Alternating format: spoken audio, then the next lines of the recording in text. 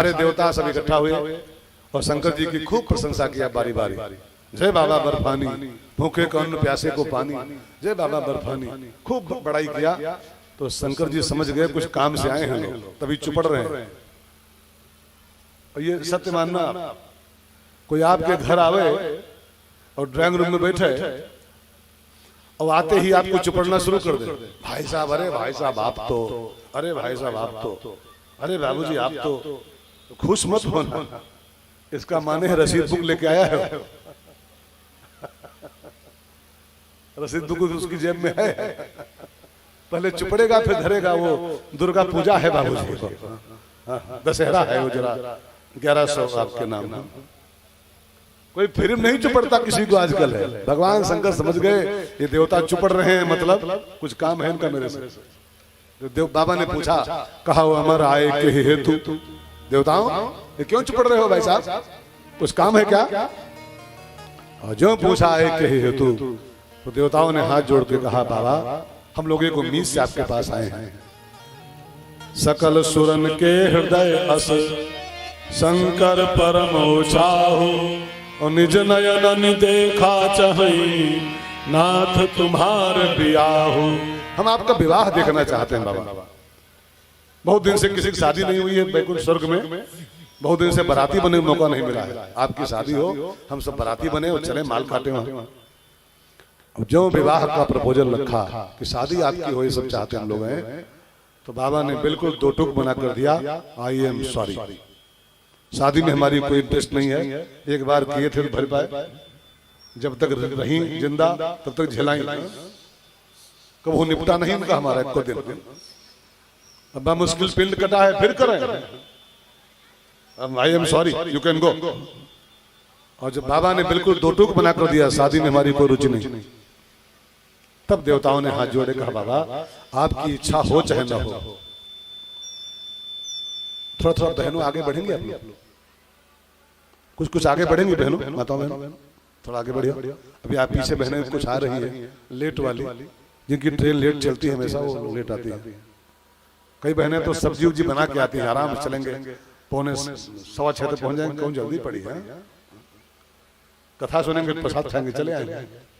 तो कई लोग 6:30 वाले होते, 6:15 वाले होते हैं। बैठो बैठो बैठो, जब भी आओ एक घड़ी आधी घड़ी, कथा एक घड़ी बहुत होती है। तो इधर कोने से भर दो इसको, कोने से बहन माता जी यहाँ कोने से बैठो, यहाँ हवा लगती है, आगे बढ़ो। हाँ पूरा पूरा पंडाल फुल करो। ये सब अभी छोटा पड़ेगा, कल देखना, आज तो भी गनीमत है, कल देखना। कल राम जी का जन्म है, फिर देखेगा। तो बात कहाँ थी, कहाँ पहुंचे थे भैया? हैं? बाबा ने मना कर दिया सॉरी, लेकिन देवताओं ने दूसरी बात रखी, ठाक बाबा आपकी इच्छा नहीं है तो नहीं सही, लेकिन पूरे संसार को त्रस्त किए है तारकासुर, और उसको वरदान है कि तुम्हारे बेटे के हाथों मरेगा, तो शादी नहीं तो बच्चा कैसे होगा? पूरे संसार के हित की बात है, हाँ कर दो, संसार की भलाई के लिए हाँ कर दो। तब बाबा ने हाँ कर दिया, और जो हाँ किया शंकर जी ने, चलो तैयारी करो, तो फटाफट सारे देवता भागे, अपने अपने वाहन, अपनी अपनी देवियां, अपने अपने कपड़े सब रेडी कर रहे हैं बारात चलने के लिए। अब किसी को नहीं परवाह है कि दुल्हा भी तैयार होना, वहां कराए पाए सब दे, हाँ कराए सब दे। लगे समारण सकल सुर वाहन विविध विधान, बारात चलना है, बारात चलना है, लेकिन दुल्हा भी तैयार होना है, किसी को नहीं परवाह। और जबकि जानते सब देवी देवता हैं कि दुल्हा के नाम मां है, दुल्हा के न भाभी है, दुल्हा के न बहन है, दुल्हा ठूठ है अकेला, लेकिन तब भी किसी देवी देवता को परवाह नहीं है कि शंकर जी का भी श्रृंगार होना। तो शंकर जी के 2 गण थे खाली, बस श्रृंगी और भृंगी।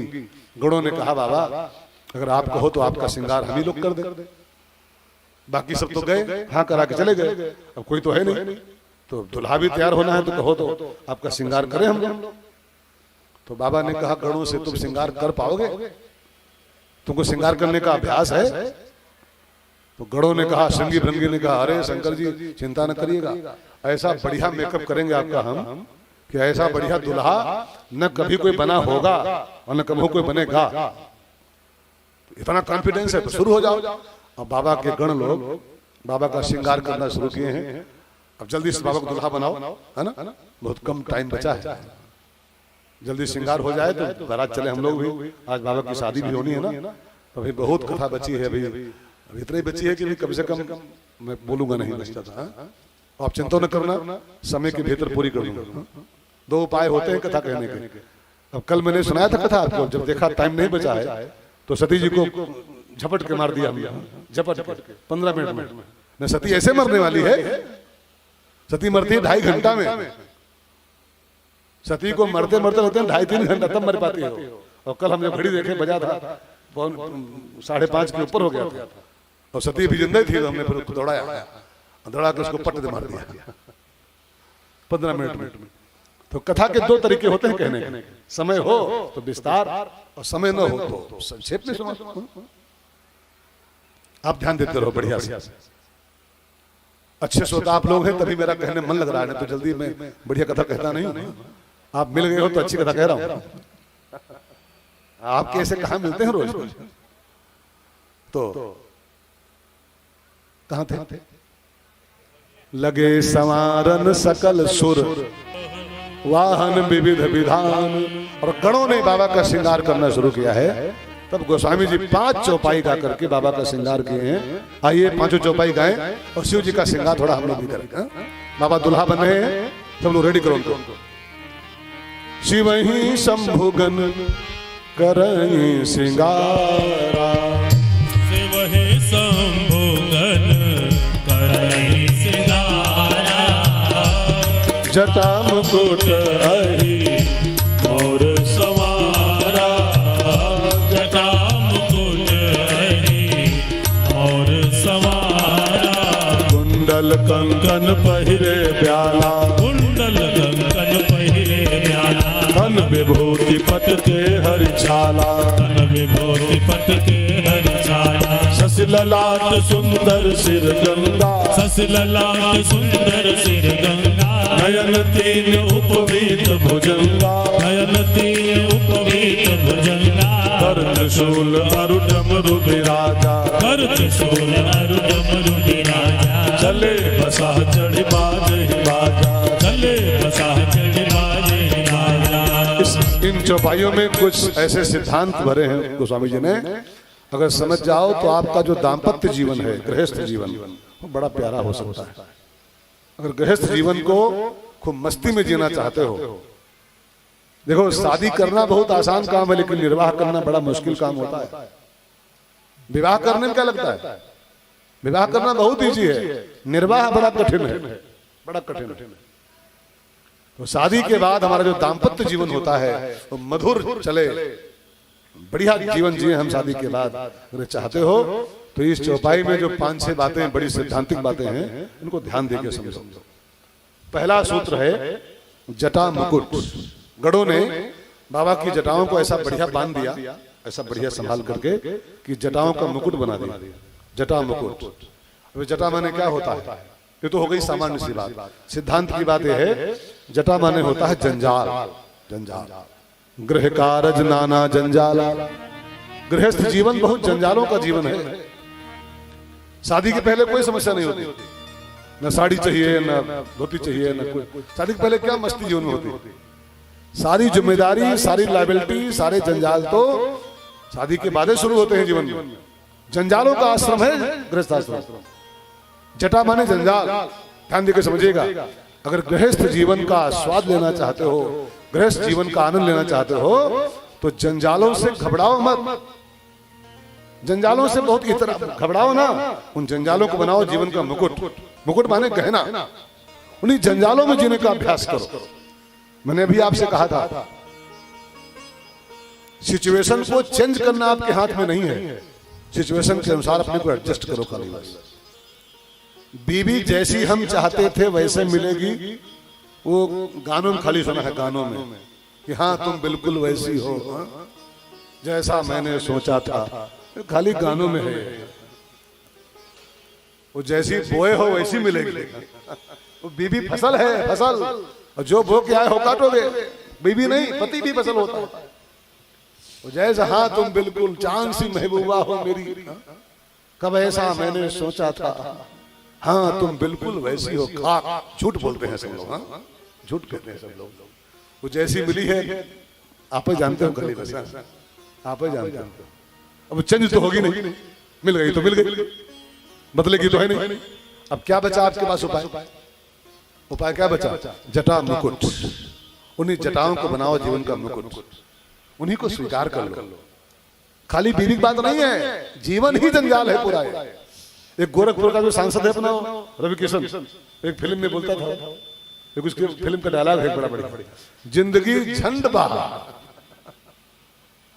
रवि किशन बोलता है फिल्म में, सुनना था किसी फिल्म में, जिंदगी झंड बहा और फिर भी घमंड बहा। जीवन ही झंड है यार भाई बहनों। इसमें सुख की उम्मीद मत करिएगा, जीवन पूरा जंजाल है। अब करना क्या है, इसी को ऐसा बढ़िया संभालो, जंजालों को ही, जटाओं को ही ऐसा बढ़िया संवारो कि आपके लिए जंजाल ना बचे, जटा मुकुट हो जाए आपके जीवन। उसी में अपने को एडजस्ट कर लो, उसी में आनंद लो जीवन का। एक बड़ा बढ़िया गाना था पिक्चर में, न मुंह छुपा के जियो और न सर झुका के जियो, न मुंह छुपा के जियो और न सर झुका के जियो। गमों का दौर भी आए तो मुस्कुरा के जियो, गमों का दौर भी आए तो मुस्कुरा के जियो। न मुंह छुपा के जियो और न सर झुका के जियो, न मुंह छुपा के जियो और न सर झुका के जियो। लेकिन ऐसा दौर पीछे चला है भाई, अभी भी कई लोग बेचारे ऐसा भगवान समय लाए हैं पीछे कि इंसान बेचारा मुंह दिखाने के लायक नहीं बचा। जिसको देखो सब मुंह छिपाए रहते हैं। अब मजबूरी है, कोरोना भगवान की ऐसी कृपा हुई है कि इंसान सब मुंह छिपा के जी रहा है, मुंह छिपा के। और गाना कहता है न मुंह छुपा के जियो। अब मैं कहूंगा नहीं, खोल दो, लगाए रहो मास्क, लगाए रहो ना। लेकिन गाना तो ही कहता है क्या मुंह छिपा के जीना यार, क्या मुंह छिपा के जीना। न मुंह छुपा के जियो और न सर झुका के जियो, न मुंह छुपा के जियो और न सर झुका के जियो। गमों का दौर भी आए तो मुस्कुरा के जियो। जटा मुकुट। जीवन के जंजालों को जीवन का गहना बनाओ, इन्हीं जंजालों में अपने को एडजस्ट करो। गुलाब का फूल देखा आपने, कितने कांटों के बीच रहता है और तब भी कितना बढ़िया मुस्कुराता रहता है। ये जीने की कला है, कांटों के बीच रहो तब भी मुस्कुराओ। जटा मुकुट, इसके पीछे का संदेश ये है, अहिमोर, सांप का मोर शंकर जी लगाए। ये सांप का मोर क्या है? सांप माने क्या होता है? सांप माने होता है काल व्याध। काल व्याध, सांप मृत्यु का प्रतीक है। अहिमोर का अर्थ हुआ कि आपके सिर पर, अहिमोर माने सांप चढ़ा हुआ है, आपके सिर पर मौत विराजमान है। और इस बात को जो भूल जाता है, ध्यान देकर सुनिएगा, इस बात को जो भूल जाएगा मेरे सिर पर मौत सवार है, वो इस संसार में फिर फंस जाएगा। और जो इस बात को नित्य याद रखे कि मेरे सिर पर मौत बैठी हुई है, मेरे सिर पर मौत सवार है, तो संसार में फंसेगा तो, लेकिन संसार में फंसेगा नहीं। समझ गए? नहीं समझ। संसार में कौन फंसता है? संसार में कौन फंसता है? जो इस भूल में जीता है कि मैं नहीं मरूंगा, मैं मरूंगा नहीं। और जो इस सत्य को रोज स्वीकार किए हैं, रोज, कि हमारी यार सिर पर मौत बैठी है, क्या पता कभी यहाँ से चक्कर कट जाए, क्या पता कभी यहाँ विदा होना पड़ जाए। तो जो इस बात को नित्य याद रखते हैं कि मेरे सिर पर काल सवार है, वो संसार में बसते तो हैं लेकिन संसार में फंसते नहीं तो शादी करने के बाद ऐसा फंसोगे कि फिर इससे उभर नहीं पाओगे। आप मेरी बातों को सुन के अन्यथा मत लीजिएगा, ये सब सूत्र हैं रामायण के। शादी करो, गृहस्थी में जाओ, संसार बसाओ, संसार के सब निर्माण कार्य करो, लेकिन इस बात को मत भूलना कि तुम्हारे सिर पर अहिमोर लगा हुआ है, काल ब्याल बैठा हुआ है। आज मार दे, अभी मार दे, कल मार दे, इसका कौन भरोसा है? क्या भरोसा है, क्या भरोसा है इस जिंदगी का, साथ देती नहीं है किसी का। क्या भरोसा है इस जिंदगी का, साथ देती नहीं है किसी का, साथ देती नहीं है किसी का।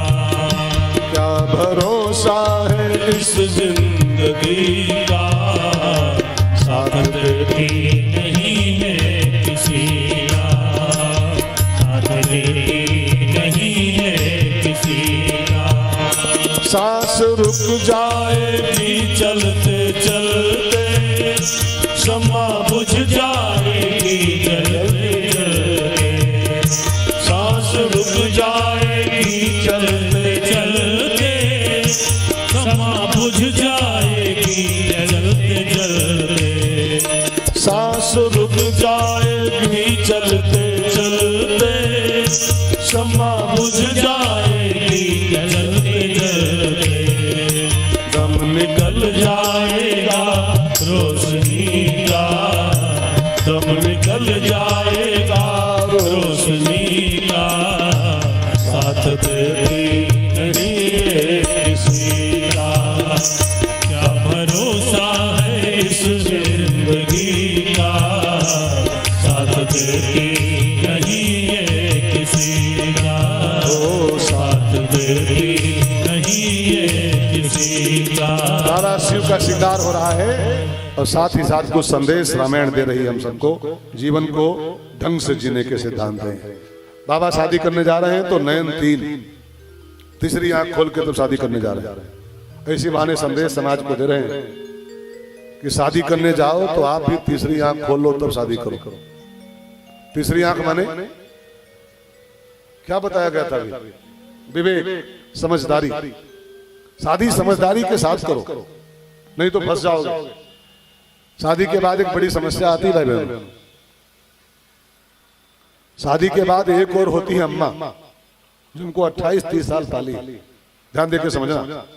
और एक और होती है पत्नी, जो अपनी मम्मी पापा सब छोड़ के हमारे साथ आई।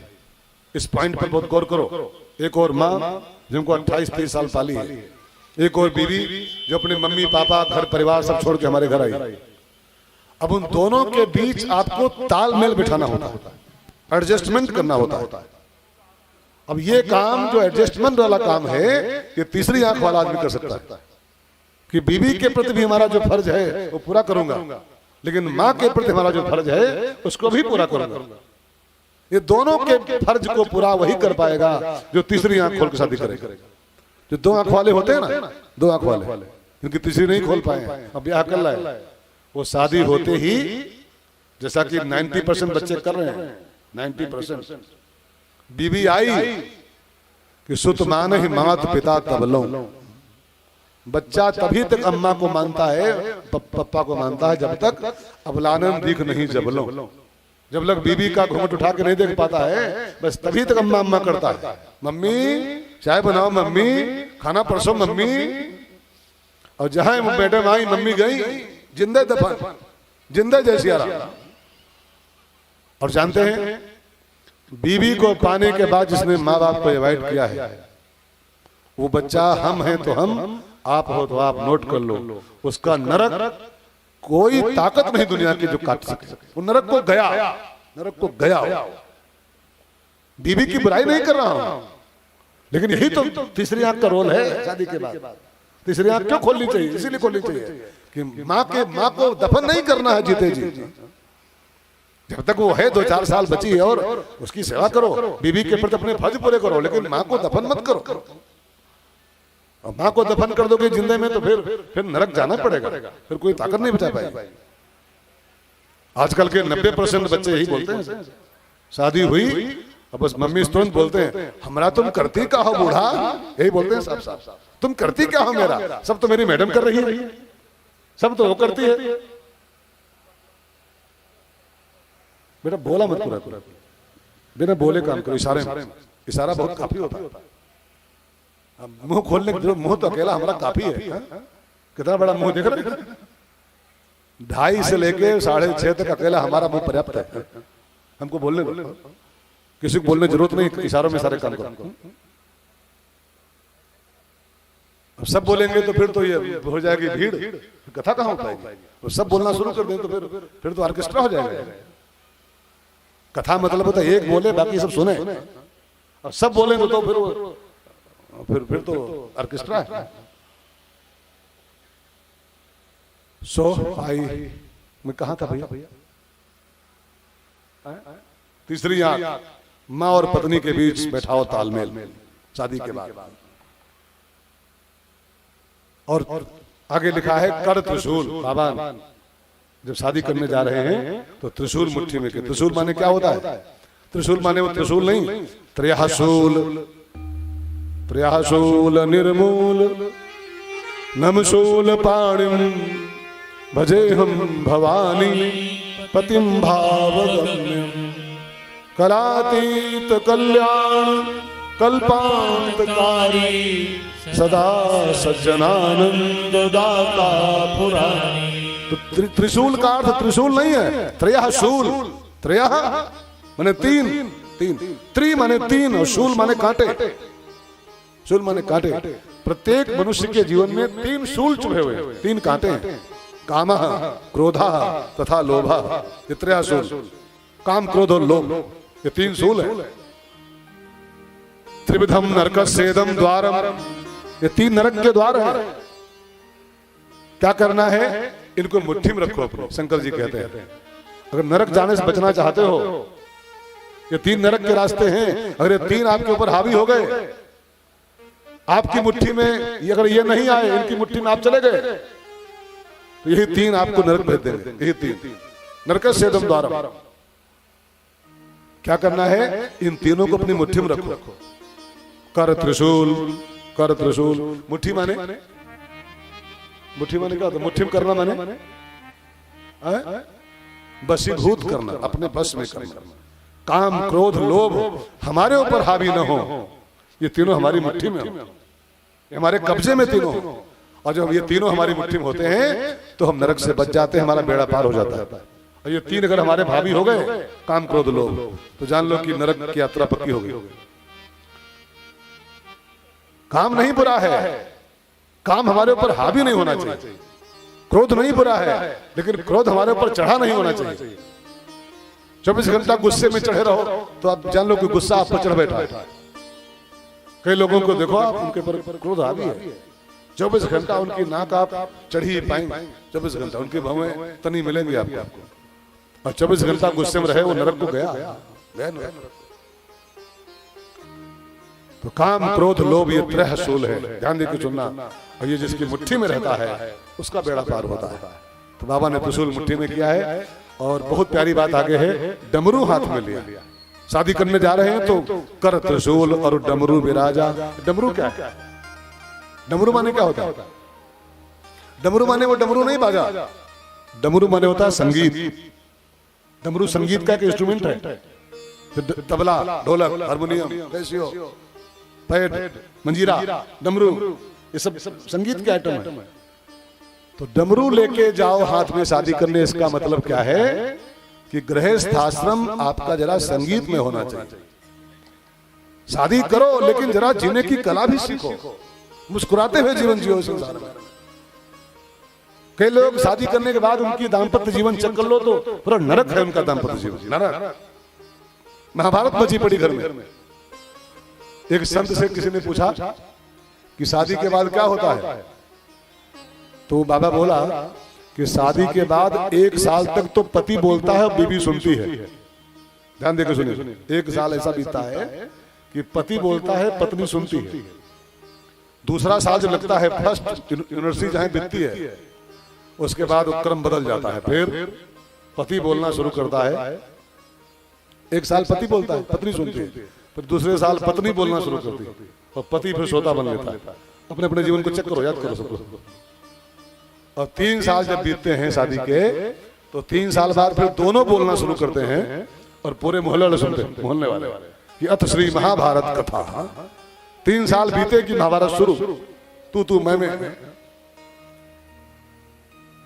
बाबा कहते हैं शादी करो लेकिन डमरू बिराजा, डमरू हाथ में लो, जरा म्यूजिकल लाइफ जियो, संगीत में जीवन जियो यार, क्या लड़ाई करके जी रहे हो।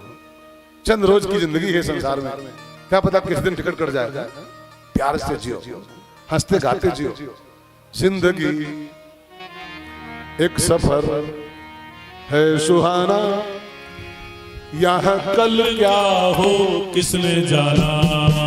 जिंदगी एक सफर है सुहाना, यहाँ कल क्या हो किसने जाना।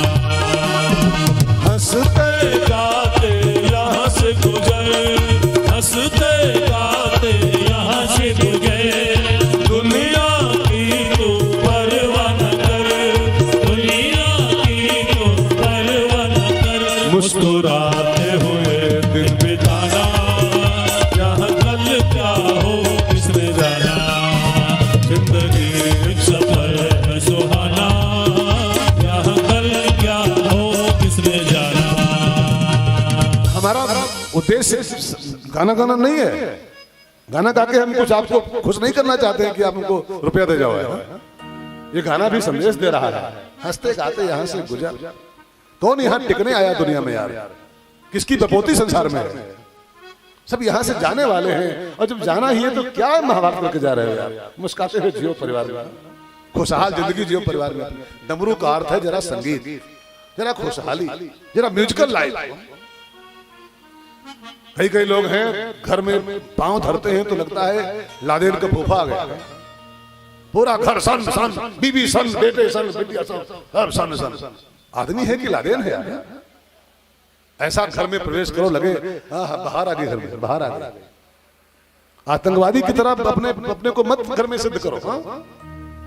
लादेन का फूफा मत बनो, ऐसा बढ़िया जीवन बनाओ कि पूरा परिवार म्यूजिकल लाइफ हो सकती है। म्यूजिकल लाइफ डमरू का अर्थ है करतशूल डमरू बिराजा। और आखिरी बात आई, चले बसाह चढ़ी। जब वाहन का सवाल आया कि दुल्हा का वाहन क्या होगा, किस सवारी चलेगा दुल्हा, तो शंकर जी ने कहा कि हमारा वाहन फिक्स है और मैं अपने वाहन पर ही चलूंगा। मेरा वाहन बिल्कुल सेट। अगर मैं आज वाहन बदल लूंगा, कोई दूसरा वाहन कर लूंगा, तो ये वाहन रोएगा कि रोज हमारे पे चले। आज जब शादी दिन आया तो वाहन चेंज कर लिया। बाबा ने कहा नहीं, जो मैं रोज यूज करता हूं वही आज यूज करूंगा। बाबा ने चले बसाह चढ़ी, बैल की सवारी किया है।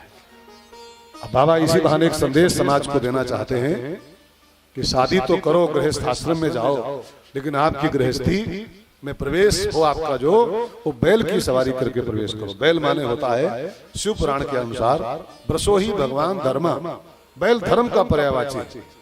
और गृहस्थ आश्रम में चलो, गृहस्थी में एंट्री करो तो आपकी सवारी धर्म हो, धर्म पर सवार होके तब गृहस्थ आश्रम अपना जियो, तो आपका गृहस्थ आश्रम भी संन्यास आश्रम से महान कहलाएगा।